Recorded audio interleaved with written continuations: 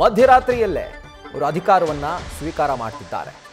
Commissioner ಕಚೇರಿಗೆ ನಿರ್ಗಮಿತ ಆಯುಕ್ತ B Dayanand ಅವರು ಆಗಮಿಸಿದ್ದಾರೆ. ಮಧ್ಯರಾತ್ರಿಯಲ್ಲೇ ಸೀಮಂತ್ ಕುಮಾರ್ ಅವರಿಗೆ ಅವರು ಅಧಿಕಾರವನ್ನು ಹಸ್ತಾಂತರ ಮಾಡಲಿದ್ದಾರೆ. ಇದು ಕ್ಷಣ ಮಾತ್ರದಲ್ಲಿ ಆದಂತಹ ಒಂದು ಬೆಳವಣಿಗೆ ಇದು.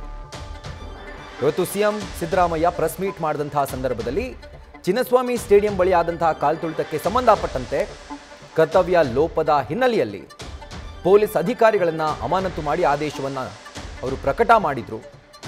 ಸೊ ಅದರಲ್ಲಿ ಬೆಂಗಳೂರಿನ ಪೊಲೀಸ್ ಕಮಿಷನರ್ ಬಿ ದಯಾನಂದ್ ಅವರ ಹೆಸರು ಕೂಡ ಇತ್ತು.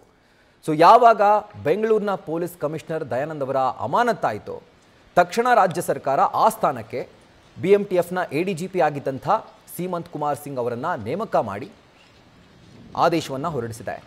ಸೊ ಈಗ ನೀವು ನೋಡ್ತಿರ್ಬೋದು, ಪೊಲೀಸ್ ಕಮಿಷನರ್ನ ಕಚೇರಿಗೆ ಬಿ ದಯಾನಂದ್ ಆಗಮಿಸಿದ್ದಾರೆ ಹಾಗೂ ಮಧ್ಯರಾತ್ರಿಯಿಂದಲೇ ಸೀಮಂತ್ ಕುಮಾರ್ ಸಿಂಗ್ ಅವರಿಗೆ ಅವರು ಅಧಿಕಾರವನ್ನು ಹಸ್ತಾಂತರ ಮಾಡಿದ ನಂತರ ಅವರು ನೂತನ ಬೆಂಗಳೂರು ಪೊಲೀಸ್ ಕಮಿಷನರ್ ಆಗಿ ನೇಮಕವಾಗ್ತಾರೆ.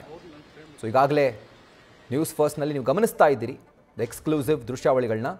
ಪೊಲೀಸ್ ಕಮಿಷನರ್ ಕಚೇರಿಗೆ ಈಗ ನಿರ್ಗಮಿತ ಪೊಲೀಸ್ ಕಮಿಷನರ್ ಬಿ ದಯಾನಂದ್ ಅವರು ಆಗಮಿಸಿದ್ದಾರೆ ಹಾಗೂ ಇವತ್ತು ಮಧ್ಯರಾತ್ರಿ ಇನ್ನು ಬಹುಶಃ 3 ನಿಮಿಷ ಬಾಕಿ ಇದೆ.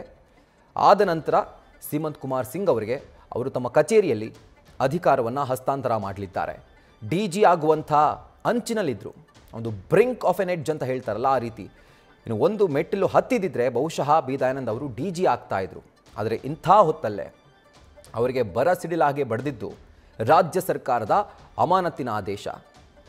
ಸೊ ಪೊಲೀಸರ ತಲೆದಂಡ ಆದ ನಂತರ ನೂತನ ಕಮಿಷನರ್ ಆಗಿ ಬಿ ಸೀಮಂತ್ ಕುಮಾರ್ ಸಿಂಗ್ ಅವರು ಈಗ ನೇಮಕವಾಗಿದ್ದಾರೆ.